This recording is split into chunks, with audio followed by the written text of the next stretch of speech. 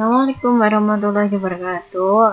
Baiklah, ini posisi melanjutkan materi yang sebelumnya, yang tentang besaran satuan dan pengukuran. Nah, sekarang mengukur. Apa sih mengukur itu? Mengukur adalah membandingkan antara dua hal. Biasanya salah satunya adalah suatu standar yang menjadi alat ukur. Jadi, kita mengukur itu harus ada alat ukurnya, harus ada pembandingnya. Nah, sekarang alat ukur. Nah, alat ukur ini yang pertama mengukur panjang. Ketika kita mengukur panjang, maka alat apa yang kita gunakan? Kita bisa menggunakan mistar, jangka sorong, dan micrometer skrup. Kita bahas satu persatu. Mistar. Jadi, mistar yang digunakan sehari-hari adalah mistar yang memiliki skala terkecil ini, skala terkecil mistar. Dengan taraf ketelitian sebesar ini. Atau ini, beda satuan. Kalau 0,5 mm itu sama dengan 0,05 cm. Oke. Sekarang bagaimana sih cara mengukur menggunakan mistar? Kita lihat video berikut ini. Alat ukur panjang. Alat ukur panjang yang akan kita bahas ada 3, yaitu yang pertama mistar ukur, yang kedua jangka sorong, dan yang ketiga mikrometer ulir atau mikrometer skrup. Langsung saja kita bahas yang pertama, yaitu mistar ukur. Berikut merupakan gambar dari mistar ukur. Mistar ukur memiliki skala utama dengan satuan cm. Jarak antara angka-angka yang berdekatan adalah 1 cm. Mistar ukur juga memiliki skala terkecil dengan satuan milimeter. Jarak antar garis-garis yang berdekatan adalah 1 milimeter. Mistar ukur juga memiliki ketelitian setengah dari nilai skala terkecil. Skala terkecil pada mistar ukur adalah 1 mm, sehingga setengah dari nilai skala terkecil adalah 0,5 mm atau 0,05 cm. Berikut merupakan gambaran setengah dari nilai skala terkecil, yaitu 0,5 mm.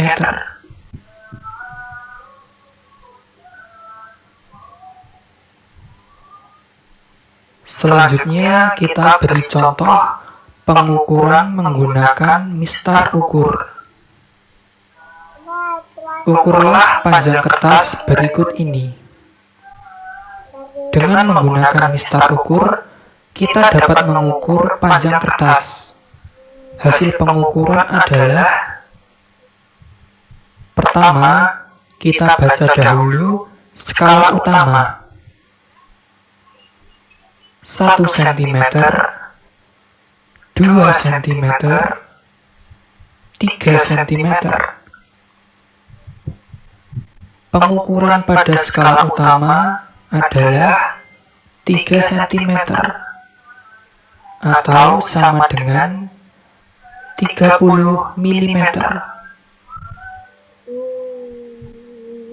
Yang kedua, kita baca pada skala kecil. 1 mm, 2 mm, 3 mm, 4 mm, 5 mm, 6 mm, 7 mm. Pengukuran pada skala kecil adalah 7 mm. Selanjutnya kita jumlahkan, sehingga hasil pengukuran panjang kertas adalah 30 mm ditambah 7 mm, hasilnya 37 mm.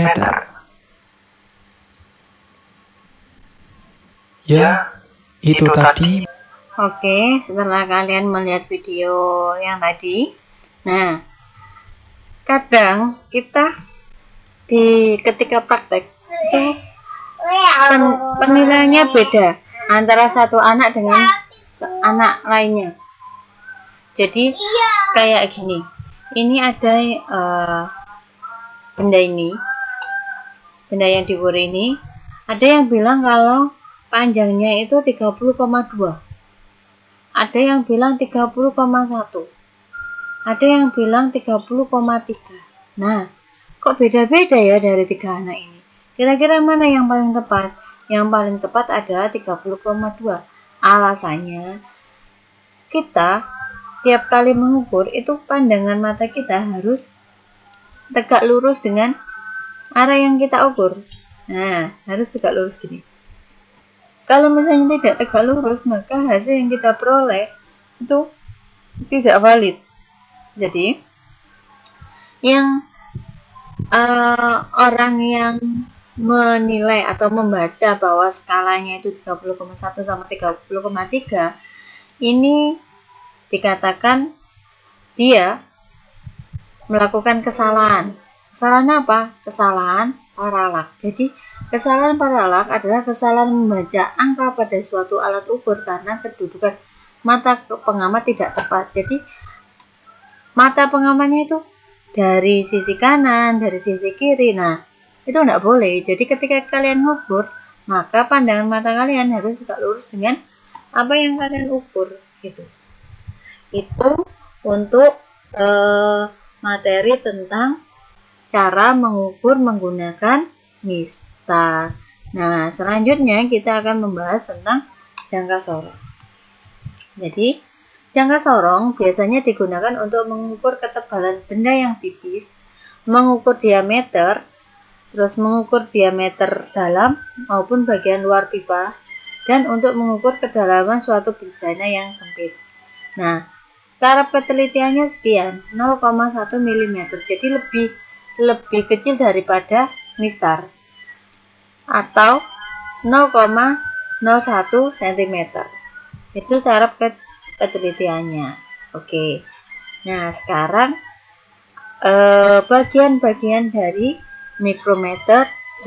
bagian-bagian dari jangka. Oke.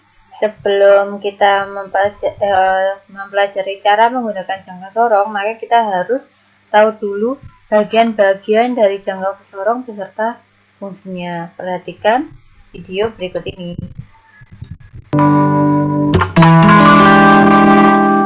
Bagian jangka sorong yang pertama adalah rahang dalam. Rahang dalam digunakan untuk mengukur diameter luar, sisi luar, ketebalan luar, dan lebar luar. Rahang dalam memiliki dua bagian. Yang pertama bagian tetap, yang kedua bagian yang bisa digeser.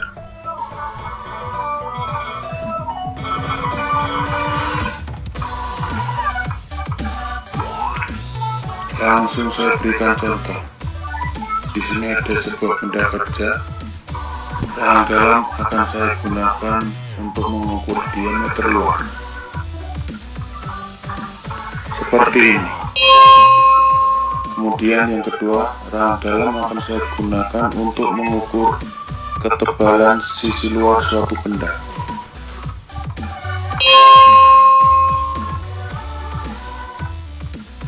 Kemudian juga rahang dalam bisa digunakan untuk mengukur panjang suatu benda atau lebar.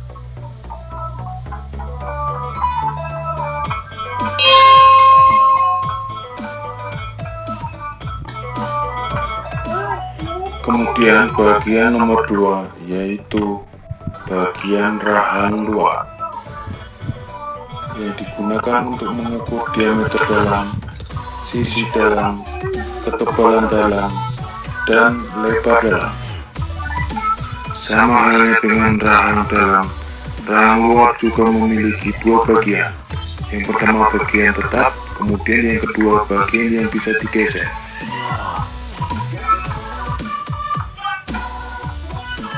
Di sini langsung saya berikan contoh.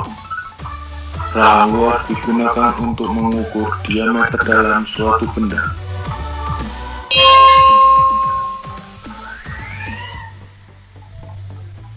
Kemudian bagian yang nomor 3 adalah pengukur kedalaman.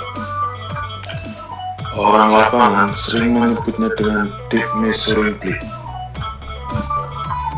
Pengukur kedalaman ini bisa digunakan untuk mengukur kedalaman suatu benda yang sulit dijangkau dengan alat ukur yang lain. Dan di sini saya langsung memberikan contoh untuk mengukur kedalaman suatu benda, seperti tanda panah yang berwarna merah.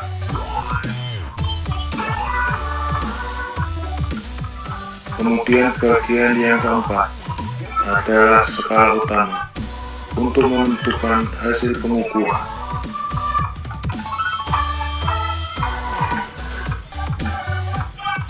Bagian bawah dengan skala milimeter, sedangkan bagian atas dengan skala inci. Dan yang terakhir bagian nomor 5, yaitu skala nonius, di mana skala nonius ini skala yang bisa digeser-geser. Oke, baiklah, kita lanjut lagi. Kita akan mengukur jangka sorong. Cara mengukur jangka sorong. Cara membaca skala pada jangka sorong. Nah, ini kita play. Jadi misalnya ini kita tarik.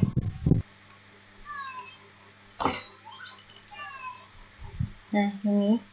Terus kemudian ini kita geser.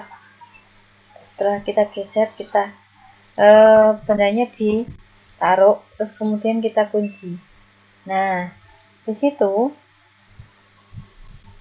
Dalam membaca sebuah vernier kaliper ini ada dua cara. Cara yang pertama menggunakan rumus, dan cara yang kedua dengan cara dibaca langsung, jadi nggak perlu pakai rumus. Kita bahas terlebih dahulu yang menggunakan rumus. Nah, ini dia rumusnya. Oke, di sini saya simulasikan sebuah vernier kaliper ketika digunakan mengukur, maka hasilnya seperti ini. Nah, yang kita tentukan terlebih dahulu adalah skala utamanya. Kita baca dari keterangan. Skala utama, angka yang ditunjukkan oleh garis angka 0 pada skala nonius. Oke, kita lihat. Di skala nonius ini, angka 0 menuju kemana? Menuju ke sini. Oke, kita baca skala utamanya. Jadi kalau mau membaca skala utama ini sama seperti penggaris, di mana satu strip ini adalah 1 mm. Jadi kalau di satu sini adalah 1 cm. Nah, kita baca 0, 1, 2, 3, 4, 5, 6. Nah, yang jadi pertanyaan, ini ada di angka 5 atau angka 6. Yang jelas terlihat di sini, garis angka 0 ini belum sampai di angka 6. Jadi yang kita tulis adalah angka 5. Oke, kita tulis skala utamanya adalah 5 mm. Lalu kita tentukan skala noniusnya. Carilah garis skala nonius dan garis skala utama yang paling lurus atau segaris. Kita cari garis yang paling lurus. Ternyata garis yang ini garis yang paling lurus. Setelah ketemu garis yang paling lurus, lalu hitunglah ada berapa jumlah garis tersebut. Oke, kita hitung dengan desimal. Kita tahu kalau desimal itu mulai hitungnya dari 0. Kita hitung 0, 1, 2, 3, 4, 5, 6, 7, 8, 9, 10, 11, 12, 13, 14, 15, 16, 17, 18, 19. Ternyata ada 19 garis. Oke, kita tulis 19 garis. Lalu dikali dengan tingkat ketelitian. Nah, pertanyaannya, di mana kita bisa tahu tingkat ketelitian vernier kaliper tersebut? Biasanya, setiap vernier kaliper itu pasti ada spesifikasinya, di mana spesifikasinya itu tertulis berapa tingkat ketelitiannya. Contohnya seperti gambar di sini. Di sini ada sebuah vernier kaliper dengan tingkat ketelitian 0,05 mm. Dan yang ini, spesifikasinya yang tertulis, tingkat ketelitiannya adalah 0,02 mm. Nah, untuk yang saya gunakan sekarang ini adalah 0,05 mm.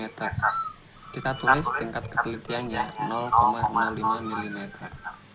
Lalu kita kalikan 19 dikali dengan 0,05 mm.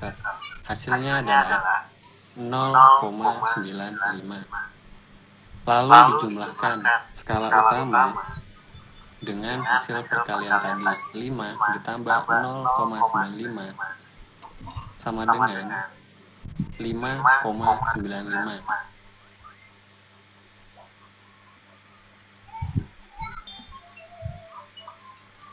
Nah, sekarang kita sudah tahu hasil pengukuran vernier kaliper tersebut adalah 5,95 mm.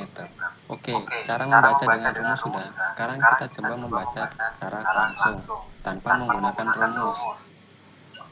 Di sini saya simulasikan lagi sebuah vernier kaliper setelah digunakan untuk mengukur, maka hasilnya seperti ini. Nah, caranya sama. Kita tentukan dulu skala utamanya. Kita lihat garis angka 0 pada skala nonis ini menuju ke angka 1. Jadi kalau satu strip skala utamanya adalah 1 mm, maka di angka 1 ini adalah 10 mm. Kita tulis skala utamanya 10 mm. Kita zoom dulu. Kita tulis skala utamanya 10 mm. Lalu kita cari garis yang paling lurus. Nah, ini merupakan garis yang paling lurus. Nah, di sini bedanya cara menentukan skala noniusnya. Kalau tadi kita menghitung pakai angka desimal 0, 1, 2. Di sini kita cara gampangnya setiap satu strip ini kita anggap 5. Jadi kalau di sini ada angka 0, di sini ada angka 1, maka di tengahnya sini adalah angka 5. Di sini 1 ini kalian baca aja 10 dan 2 ini adalah 20. Jadi kita hitung 0, 1, 2, 3, 4, 5. Jadi 50. Nah, kalau ini ada angka 50 dan ini ada angka 60, maka tengahnya 55. Kita tulis skala noniusnya 55. Di sini langsung kita gabungkan skala utama dan skala nonius. Jadi, hasil pengukuran dari vernier kaliper tersebut adalah 10,55 mm. Oke, baiklah, sekarang kita akan membahas tentang micrometerscope. Jadi, micrometerscope biasa digunakan untuk mengukur tebal atau diameter sebuah benda. Nah, pada micrometerscope terdapat dua skala, yaitu skala tetap dan skala ulir. Skala ulir memiliki skala 0 sampai 50. Jadi, skala ulir itu yang di sini. Nah, ini loh. Itu. Skalanya 0 sampai 50. Nah, tiap satu putaran skala ulir bergeser 0,5 mm. Jadi, satu skala ulir 1/50 dikali 0,5 mm, jadi 0,01 mm. Di segini yang ada di sini itu 0,01 mm. Nah, adapun taraf ketelitiannya sebesar 0,01. Oke, untuk lebih jelasnya kalian bisa memperhatikan video berikut ini.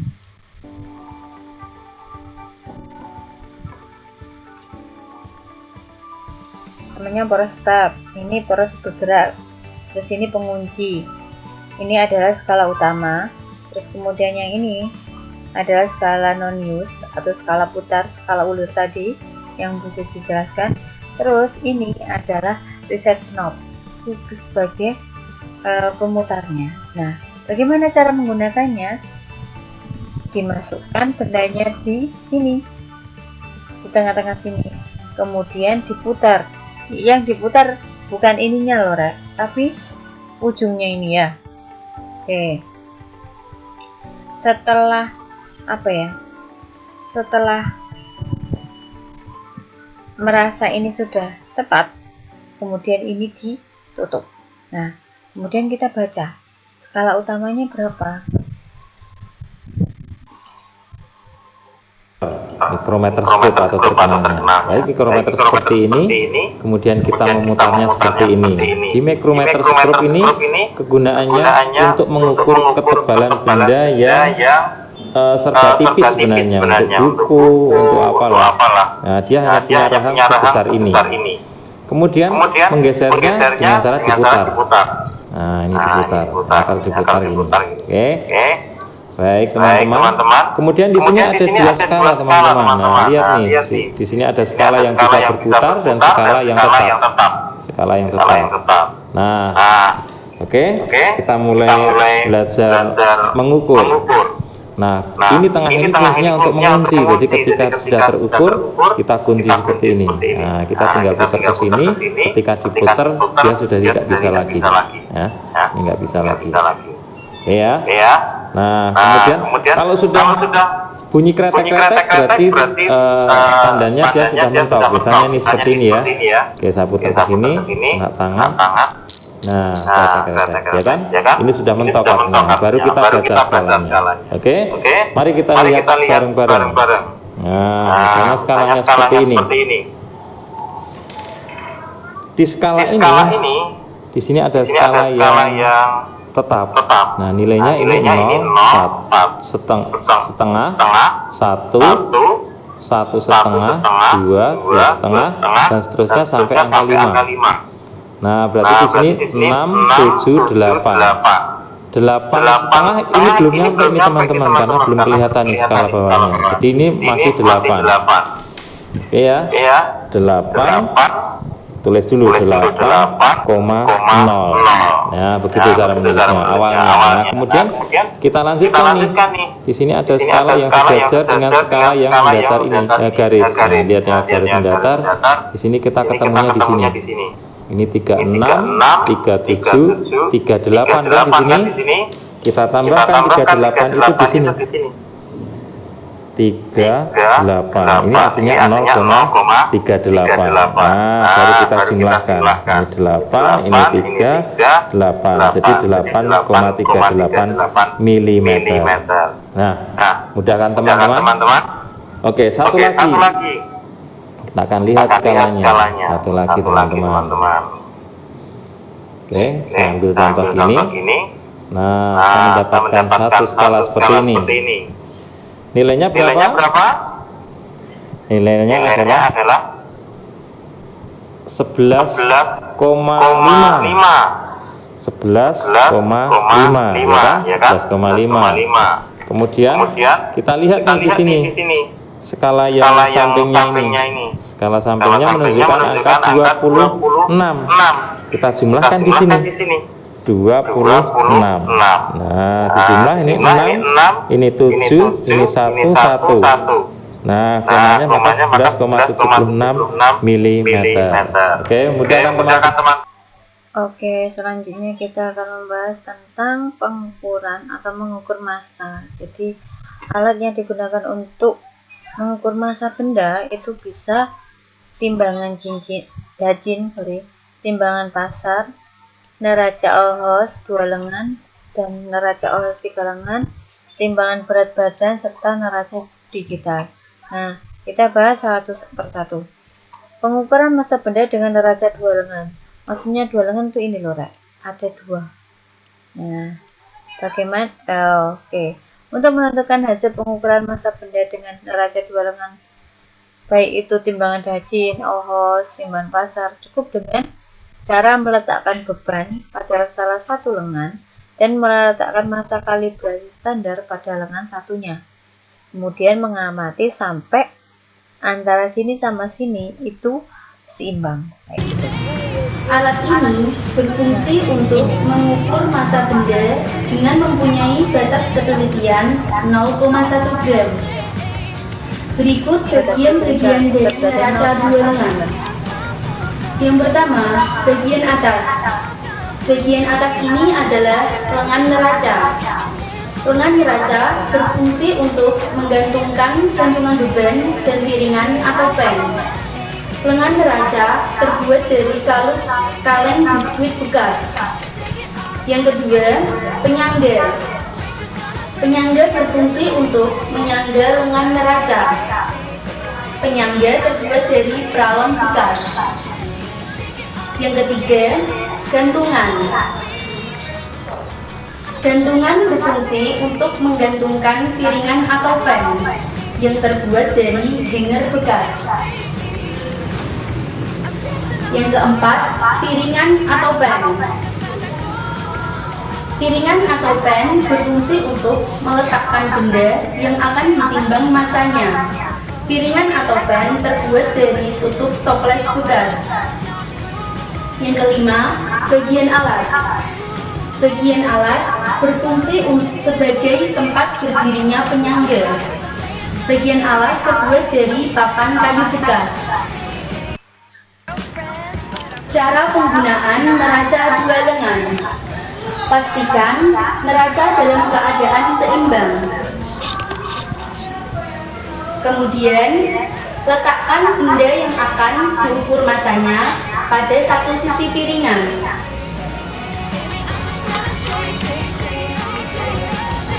Setelah itu, letakkan bandul pada piringan yang lain.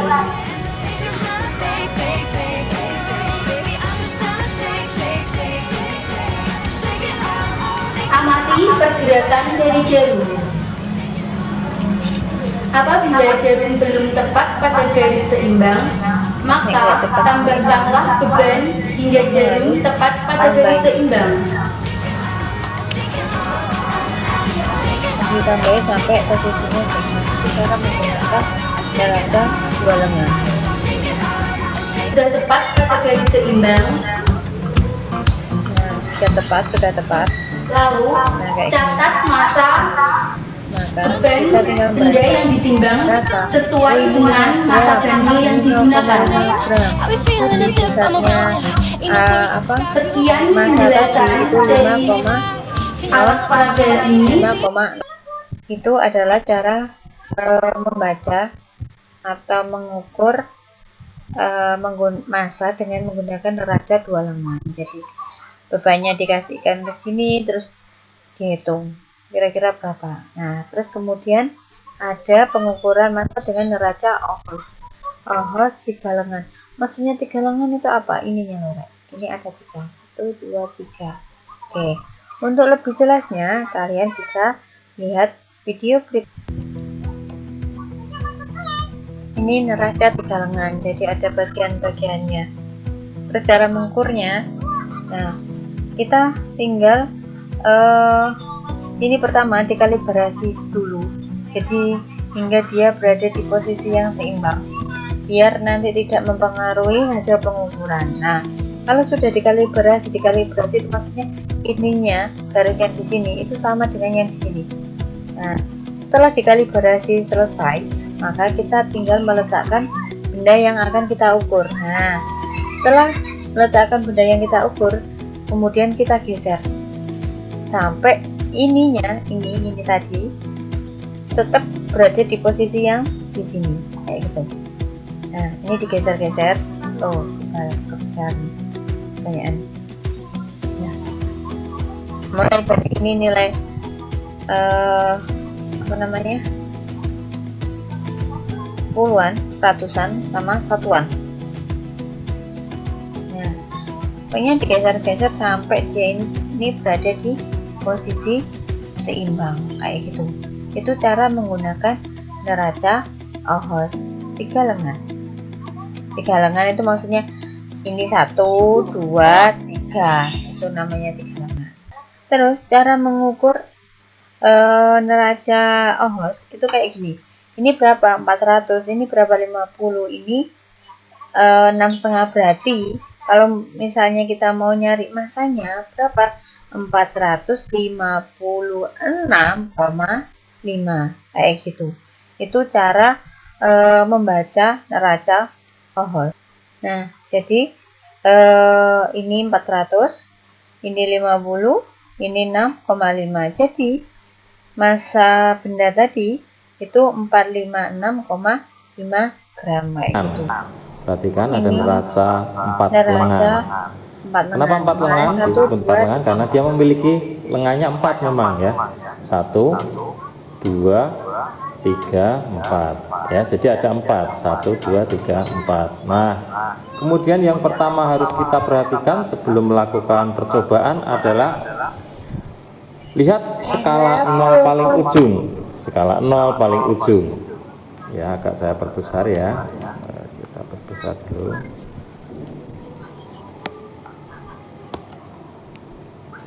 Nah, ini perhatikan sini. Di sini ada panahnya. Ini ada panah ya. Nah, ini ada panah. Panah ini kalau neraca dalam keadaan seimbang berarti dia berada di skala 0 ini. Nah, ini menunjukkan kalau dia di sini segaris berarti dia seimbang. Perhatikan di sini. Nah, timbangan ini sudah segaris atau belum? Belum, berarti kita perlu atur. Bagian mana yang kita gunakan untuk mengatur? Nah, perhatikan sini. Nah, bagian yang digunakan untuk mengatur adalah bagian ini. Ini bisa diputar-putar, ya, dengan cara ya diputar, kemudian dilihat sebelah kanannya sudah segaris atau belum. Ya, kita coba atur dulu. Nah, ini ya.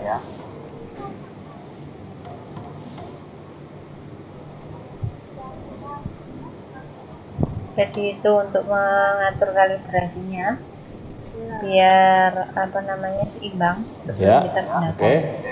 Sudah pas ya teman-teman. Nah, kemudian benda yang mau kita timbang kita naruhnya di sini. Nah, begitu. Kita taruhnya di sini. Oke, saya perbesar dulu gambarnya.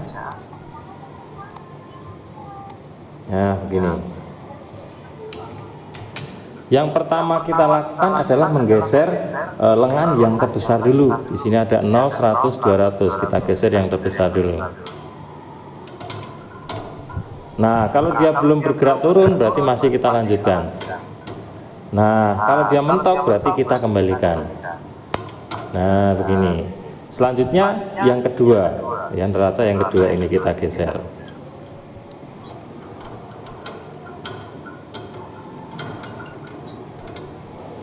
Mentok berarti kita balik. Selanjutnya yang ketiga. Nah, selanjutnya yang terakhir ini.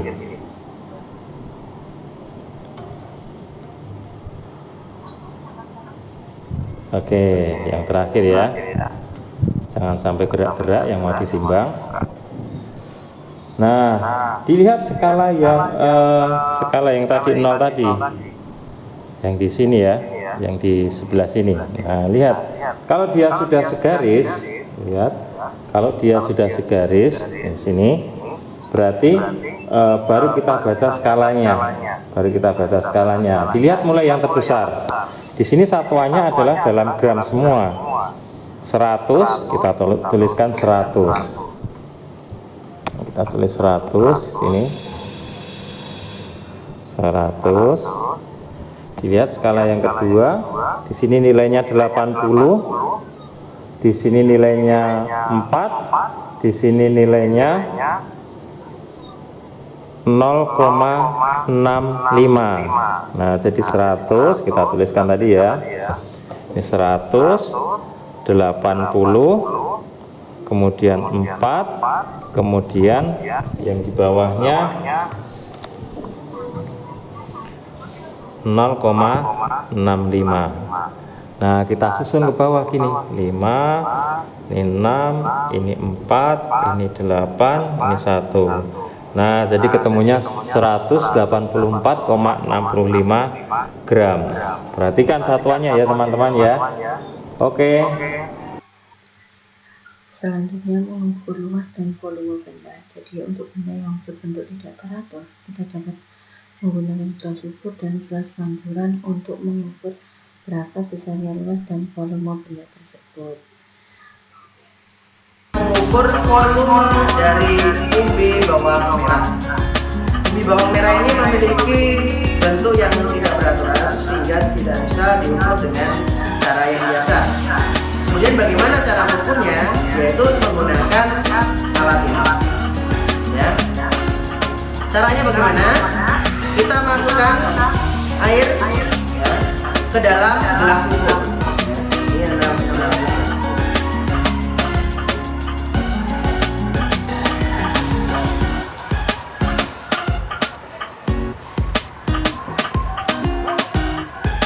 Coba diperhatikan, saya menggunakan 40 ml air yang saya masukkan ke dalam gelas ukur ini. Catat volume air awal pada tabel. Masukkan umbi bawang merah ke dalam gelas ukur.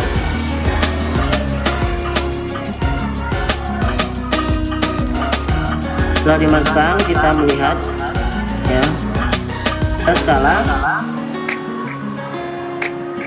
56 ml.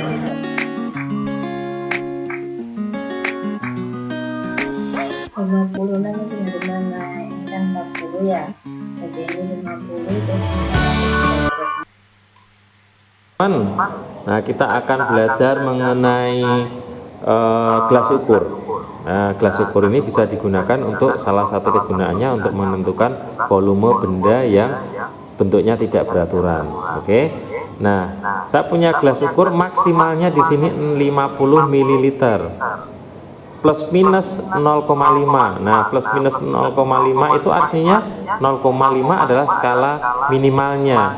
Jadi setiap skala ini kan isinya satu nih teman.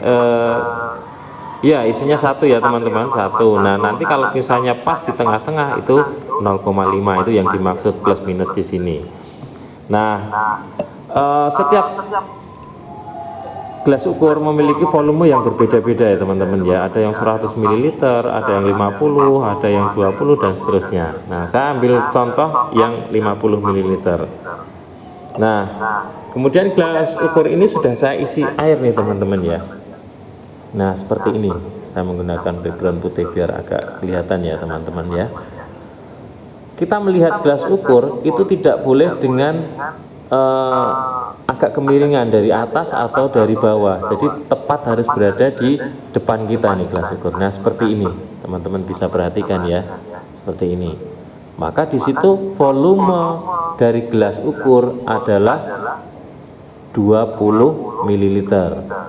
Oh ya teman-teman, mungkin saya lupa ya, gelas ukur ini tidak ada nolnya ya teman-teman, jarang yang ada nolnya, tapi ada juga sih yang ada nolnya. Jadi kita melihatnya dari skala selanjutnya ini. Ini berarti 10 ml, ini 20 ml, ini 30 ml. Jadi setiap skala ini adalah satu isinya. Nah, ini ya. Oke, saya lanjutkan. Oke, ini tadi adalah 20 ml. Nah, awalnya 20 ml. Nah, sekarang teman-teman, kalau misalnya saya punya benda, nah, benda baterai kayak gini, saya masukkan di sini ya. Oke, saya masukkan. Aduh, nah, lihat nih teman-teman ya. Volume awalnya tadi 20 ml, ya, 20 ml. Saya masukkan ke sini, perhatikan teman-teman bisa lihat. Nah, sehingga sekarang volumenya menjadi 27. Perhatikan ya teman-teman di sini. Nah, nih. Karena ini 21, 22, 23, 24, 25, 26, 27 di sini teman-teman. Sehingga volume terakhirnya adalah 27 ml. Nah, sekarang berapa volume baterai itu? Nah, kita tinggal mengurangkan. Jadi volume akhir dikurangi volume awal, ketemunya adalah 7 ml. Nah, begitu teman-teman. Oke, ada yang menemukan gelas ukur ukurannya cc. Cc juga boleh ya, karena 1 ml itu sama dengan 1 cc ya. Oke. Sukses buat.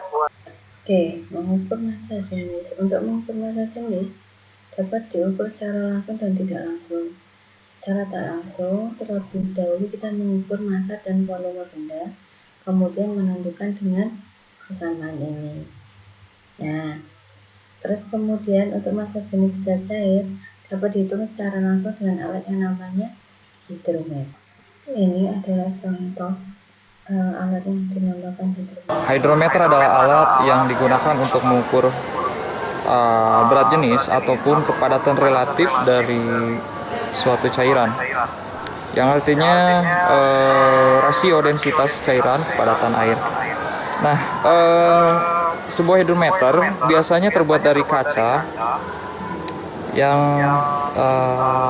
juga terdiri dari batang kaca batang silinder dan bola pembobotan di dalamnya.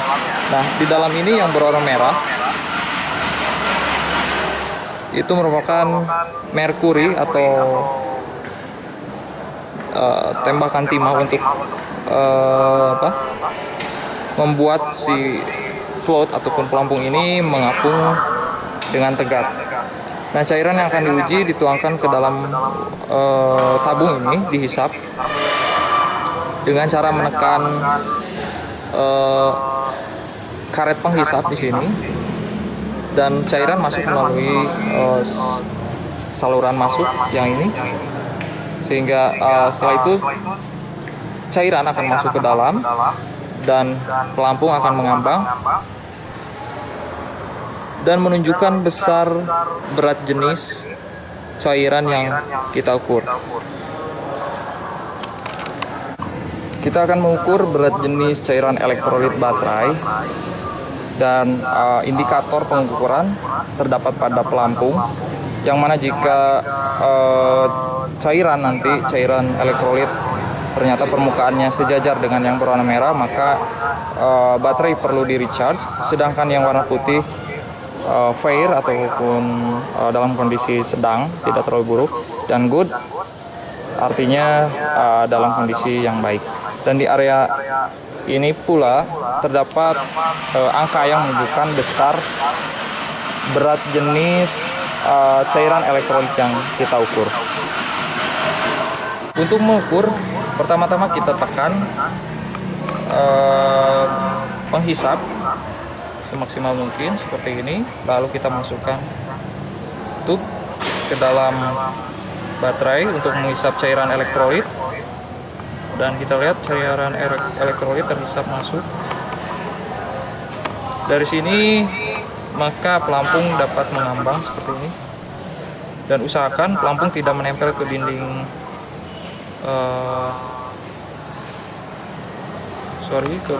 tabung, agar pembacaan hasil berat jenis itu memiliki besar yang tepat. Dan ini adalah hasil pengukuran berat jenis cairan elektrolit baterai yang masih dalam kondisi cukup baik di area putih, yang artinya fair, dengan berat jenis sebesar 1250. Maka baterai ini cairan Jadi untuk pengukuran massa jenis, berat jenis, kita tadi dapat menggunakan hidrometer, tapi itu kalau pengukuran secara langsung. Kalau pengukuran secara tidak langsung, kita ukur masing-masing satu, terus kemudian kita hitung menggunakan persamaan. Nah, sekarang perhatikan cara mengukur atau menghitung massa jenis benda yang tidak beraturan. Teratur atau tidak teratur nih? Kalau ini tadi, nah mengukur volume ini tadi bisa nggak pakai penggaris? Enggak, karena bentuknya tidak teratur, panjang lebarnya tidak teratur, beda-beda. Sehingga untuk mengukur volumenya tidak bisa menggunakan penggaris, kemudian kita gunakan rumus tidak bisa, karena ini benda yang bentuknya tidak teratur. Nah, menggunakan apa untuk mengukur volumenya? Air atau corong, kemudian gelas kimia, air, gelas kimia, corong. Ada dua cara, bisa menggunakan gelas corong dan gelas kimia saja. Nah, sekarang Ibu pakai cara yang pertama dulu, kamu perhatikan, karena ini juga soal di ujian nasional, dan mereka sering banget gambar ini dibuat, ya, dimunculkan soalnya. Pertama, kita hitung dulu massa batu. Tadi menghitung massa batu sudah tahu ya? Hitung massa batu. Caranya seperti tadi. Sudah tahu kan? Sudah tahu? Kira-kira berapa gram? Kamu tulis misalnya ini kira-kira 90 gram. Ini kira-kira aja dulu. 90 gram massa batu. Kamu tulis misalnya. Kemudian kita mau mengukur volume. Volumenya itu yang pertama dengan menggunakan corong. Gelas corong. Nah, caranya kalau mau menggunakan gelas corong, penuhi dulu airnya. Biarkan dia tumpah. Jangan sampai kurang, biarkan dia tumpah. Nah, tumpah sampai dia berhenti dengan sendirinya, baru bisa digunakan. Ya, berhenti dengan sendirinya, baru bisa digunakan. Nah, kira-kira nah, sudah berhenti. Nah, ini kan hanya simulasi saja. Nah, kalau sudah,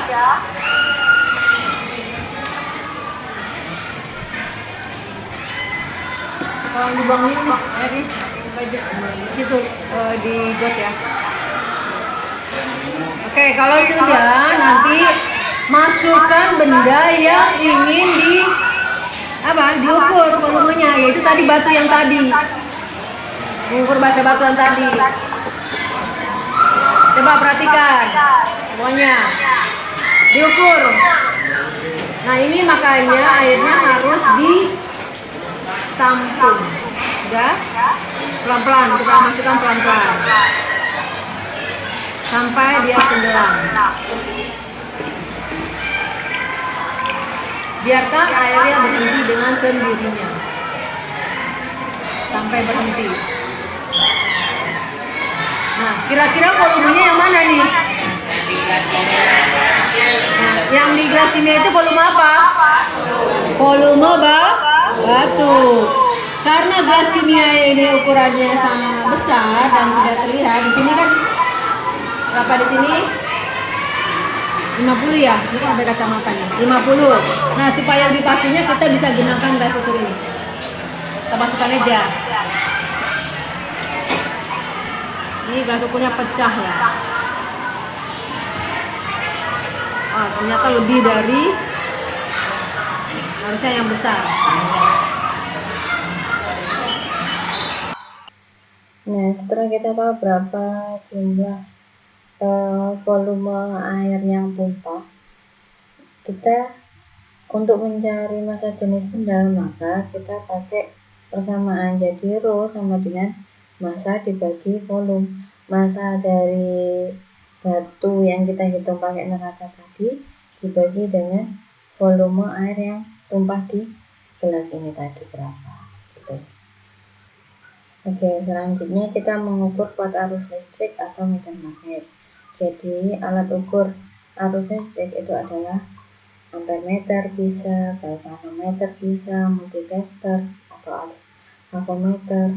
Nah, sedangkan untuk mengukur medan magnet dapat dipakai alat yang namanya teslameter. Nah, di sini cara menggunakan atau membaca skala ukur pada ampermeter untuk mengetahui berapa arus listrik yang mengalir, maka jumlah dari skala yang ditunjuk dibagi skala maksimum dikali batas ukur. Nah, untuk lebih jelasnya kalian dapat melihat video berikut ini.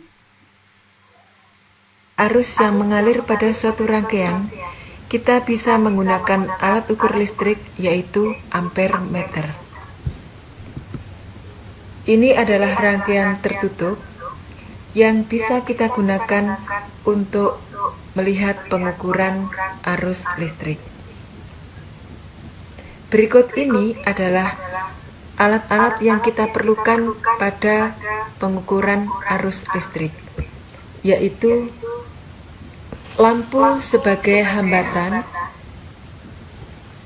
baterai sebagai sumber tegangan, dan ampermeter sebagai alat ukur arus listrik yang kita pasang secara seri pada rangkaian. Berikut ini kita akan merangkaikan alat-alat tersebut. Kita hubungkan lampu dengan baterai.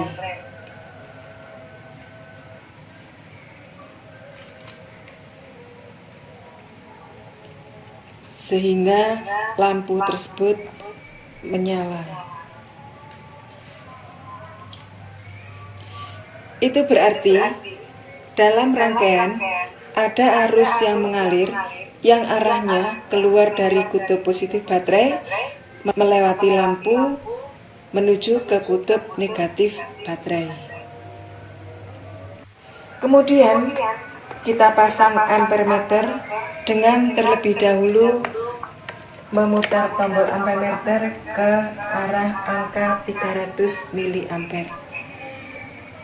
Dan berikutnya kabel di salah satu sisi diputus untuk dihubungkan dengan ampermeter sehingga ampermeter tersambung secara seri. Dengan begitu terlihat jarum ampermeter menunjuk ke arah angka tertentu. Itulah besar arus yang mengalir pada rangkaian yang terbaca pada ampermeter. Ini adalah hasil pengukuran yang ditunjukkan oleh ampermeter. Yang pertama kita lihat adalah batas ukur ampermeter tersebut. Kita lihat di sini batas ukur menunjukkan angka 300 mA. Kemudian berikutnya adalah skala maksimum.